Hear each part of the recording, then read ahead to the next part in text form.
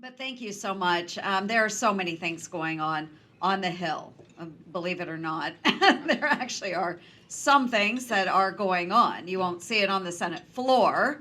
There's not a lot of movement of anything right now on the Senate floor, other than maybe low-level nominees or so. But we do continue to work in our committees. We're coming up with different ideas and trying to tackle the issues that are really important for our constituents. Some of you have probably seen we've had a number of storm systems that have gone sweeping across middle America, and we did have some communities, and one in particular just over this past few days that sustained a lot of damage. Greenfield, Iowa, a little community of 2,000 folks, not too far from where I live, is completely gone. So Senator Grassley and I will be visiting the community tomorrow to see the cleanup efforts underway. We had another community, Minden, Iowa. It's a much smaller community. It's just several hundred people. It also was devastated. 60% of the community was wiped out just about a month ago. So we can see these storm systems continue to pick up. This is a bad time of year. We know to expect tornadoes in the spring. And we have most certainly not been disappointed with the number of tornadoes that are coming through. So I would ask that you all just say a little prayer for all those great folks. Loss of life has been pretty minimal. We lost 3 souls in the latest storm system in Iowa. But looking at the devastation, we are really grateful that there was not more. Anyway, that's what's going on at home right now. All eyes are focused on those communities. All hands are focused in those communities. But back here to this community and what we have going on, I do continue to do the River to River tour, and I've rebranded. Chuck Grassley does the full Grassley. It's all 99 counties every single year. You know, I've lived in that shadow for 10 years now. So I'm rebranding and I'm calling it River to River. So I'm covering all 99 counties between the Missouri River and the Mississippi River. So I'll continue doing that. We have recess next week, so I'll be out doing county tours and town halls.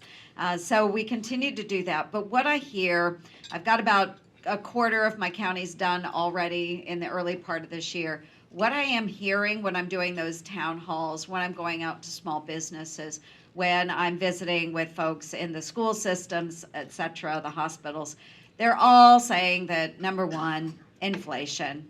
So right now, the economy is hitting them. And I heard a talking head saying on the news this morning that, people are really confused because outwardly sometimes they feel okay. I mean, they're employed, but at the end of the day, at the end of the month in particular, they struggle to make ends meet. So while the rest of the world is, continuing on, we do have families that are really, really struggling with their mortgage payments, their rent payments. Certainly, if they're trying to buy a new vehicle, they're going to struggle there. So there are issues that need to be addressed. And the only way I see that being addressed is if we do have a change from the top down. Bidenomics is not working for my families in Iowa. So we've got to figure this out. We've got to do better as well as Congress in getting back on a fiscally sustainable path. So I do think that we can do that, but it's going to take a lot of work and a lot of changes in leadership. So there are a lot of burdensome regulations that are out there as well. I talk about these quite a bit. And what we have seen now is that since President Biden took office, he's imposed more than $1 trillion worth of regulatory costs on our American businesses. So these are the things, he's not passing a bill or something that says you owe X number of dollars, but what he is doing is putting additional regulations out there that cost those businesses to comply with those regulations. So you can look at one of the CRAs that we were working on this week with Ted Cruz was the author of the CRA. We were trying to overturn the gas stove regulations that have been put in place by the Biden regulatory group. So we keep pushing back on that. A lot of things that are happening out there is just beyond ridiculous. I think I may have talked to this group before, but about the electric vehicle mandates that are coming. You know, they are imposing those burdens on businesses today. I have a lot of Iowa trucking groups out there that, wow, in a handful of years, what, they're going to have their semis that are all electric? What the heck? To transition to that in the time frame that's set out by this administration, those manufacturers really going to have to step it up because there is not inventory to even purchase an electric semi. So we're getting the cart before the horse, certainly to charge that type of a vehicle out on the roadway and maintain the supply chain that we have and the movement of goods across the United States. I just don't get these people. I don't understand. Who's in charge of this? So we need to back off of that. So anyway, I do have a bill.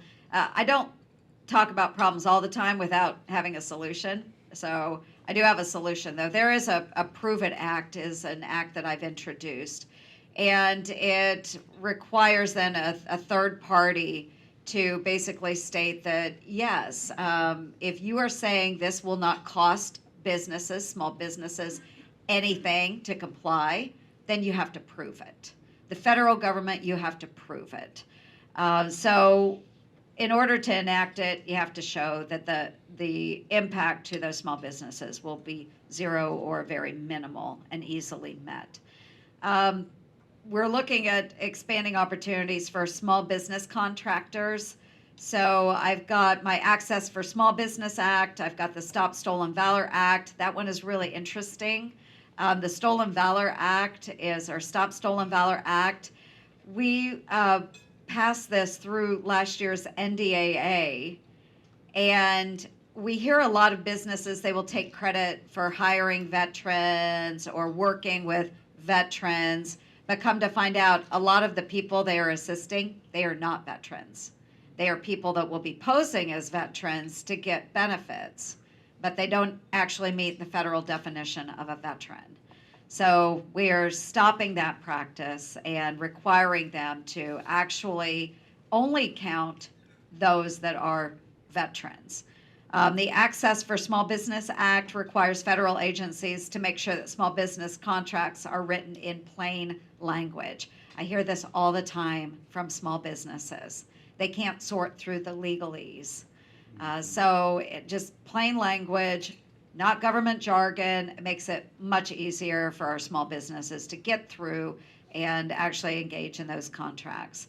So that's what we're working on there. I also have been doing a little different exercise in Iowa. Last year was my first annual Entrepreneur Expo in Ames, Iowa, home to Iowa State University, the best university in the United States.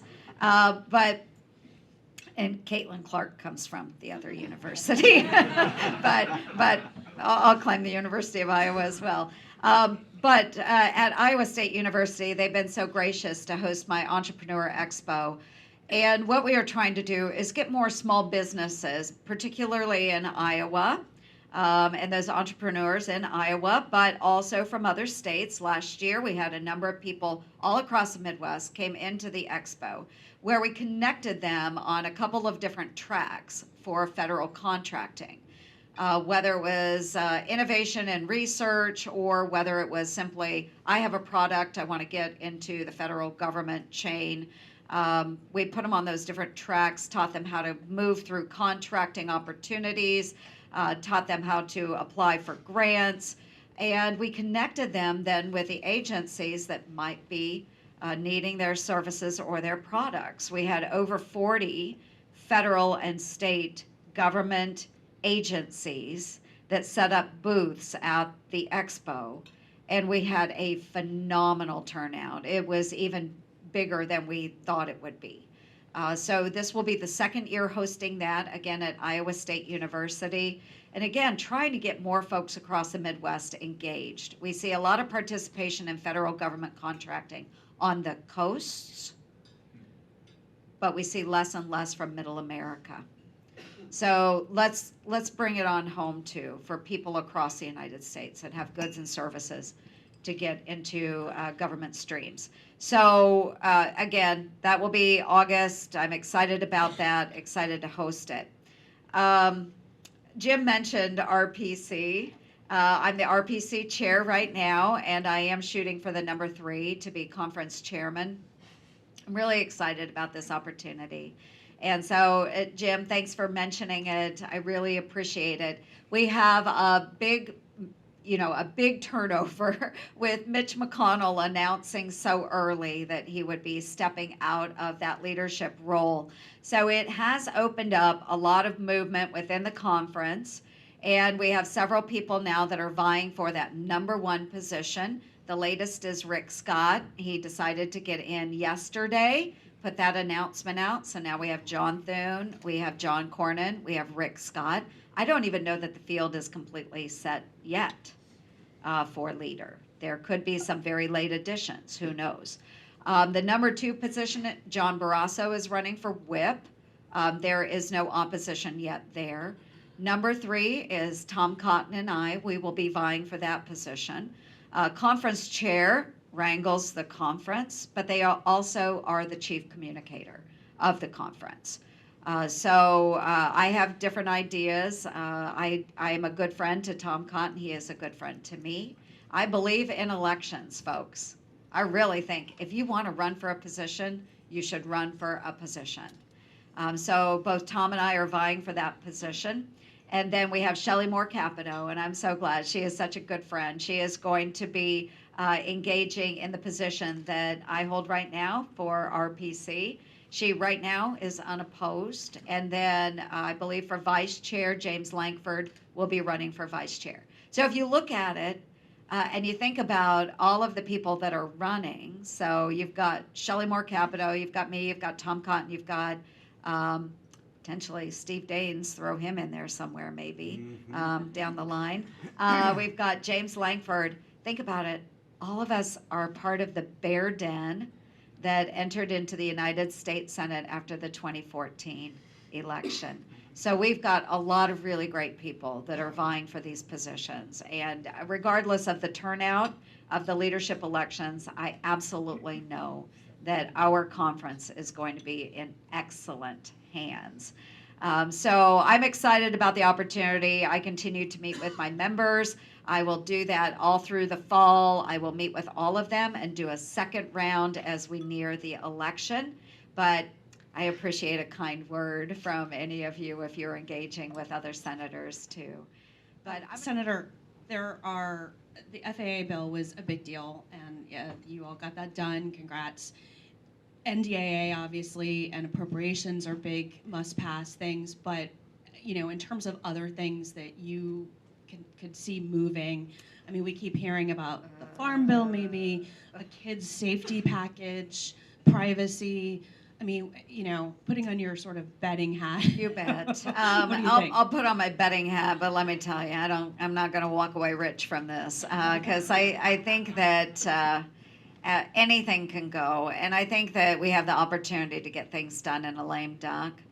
But some of those things, I would not include the Farm Bill necessarily in that package. This is one that I've spent a lot of time on. Senator Grassley and I both sit on the Ag Committee, and the Farm Bill is really, really important to Iowa. It is really important to Iowa, but not so important that we are going to support something that does very little for our farmers. So the cost of the package is $1.5 trillion. $1.5 trillion. The last farm bill we did in 2018 was just over $800 billion. Doubling in cost when only 14% of that package actually goes to farm programs. I'm not going to be part of that package. So I have sat down with Chairwoman Stabenow many, many, many times on the Farm Bill. And I would love to see John Bozeman and Debbie Stabenow come together on this. But she will not move on spending for their projects, which is climate ideology, all of the food programs, which go way beyond addressing the basic needs for those that are most vulnerable. I can support that.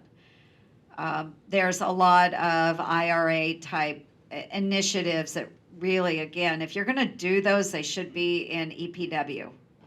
You know, take that to Shelley Moore Capito on the Environment and Public Works Committee. It doesn't belong in the ag package. So we need to quit calling it the Farm Bill, call it the Green New Deal package. I don't know, but that's what it is right now. And she will not budge on any of that spending. She wants us to come her direction. And we're like, we have this much of that package. We don't have any more to give up. We have nothing we can give up. So Farm Bill, we'll take it back up probably next year.